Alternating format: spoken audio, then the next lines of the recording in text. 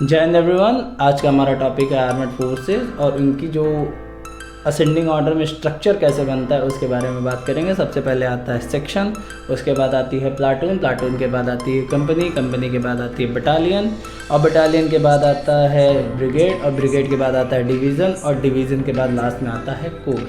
ये चीज़ें हैं असेंडिंग ऑर्डर में।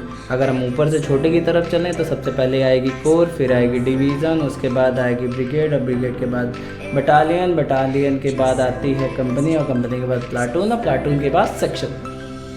बात करें नंबरिंग की तो एक सेक्शन में होते हैं 10 लोग, एक सेक्शन में 10 लोग होते हैं, 10 पर्सन होते हैं एक सेक्शन में। इसके बाद एक प्लाटून में होती हैं 3 सेक्शन। ये 10 लोगों का एक सेक्शन, 3 सेक्शन होते हैं, प्लस एक प्लाटून कमांडर होता है और एक रनर मैन होता है। जो रनर मैन का काम होता है कि प्लाटून जब मूव करती है उससे कुछ किलोमीटर आगे वो दौड़ता है दुश्मन की चीज़ों का जानकारी के लिए, प्लस जो max to max information enemy की मिलती है उसे लेके आता है। इसी तरह सारे में अपने खुद के एक ऑफिसर होते हैं।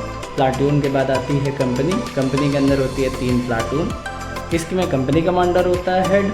उसके बाद आता है बटालियन, बटालियन के अंदर होती है 4 कंपनी, एक सेक्शन में 10 लोग, एक प्लाटून में 3 सेक्शन, एक कंपनी में 3 प्लाटून और उसके बाद आता है बटालियन, एक बटालियन में 4 कंपनी। इसके बटालियन के अपने खुद के कमांडिंग ऑफिसर हेड होते हैं। इसके बाद आता है आपका ब्रिगेड, एक ब्रिगेड के अंदर आता है अगेन 3 बटालियन। उसके बाद आता है आपका डिवीज़न और डिवीज़न के अंदर आते हैं आपके 3 बटालियन और उसके बाद आता है लास्ट में कोर। और इन सबके अपने खुद के एक ऑफिसर होते हैं, जैसे कंपनी का कंपनी कमांडर, उसके बाद बटालियन का कमांडिंग ऑफिसर, फिर आ जाता है आपका ब्रिगेड का ब्रिगेडियर, डिवीज़न का डिवीज़र और कोर का आपका head of the armed forces, वो आ जाते हैं आपका कोर। ये है आपकी चीज़ें असेंडिंग ऑर्डर में 0 से हाई।